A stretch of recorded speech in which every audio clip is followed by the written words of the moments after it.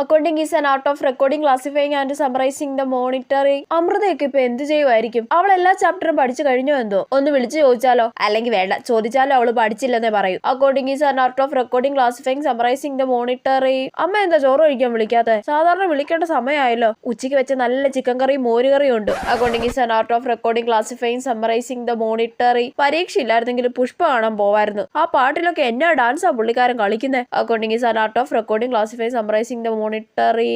ഓ, നടന്ന് നടന്ന് കാലുവേദന എടുക്കുന്നു. ഇനി കുറച്ചു സമയം കിടന്നിട്ട് പഠിക്കാം.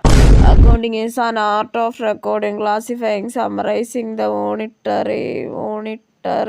Accounting is an art of monetary, summary, blueberry, strawberry.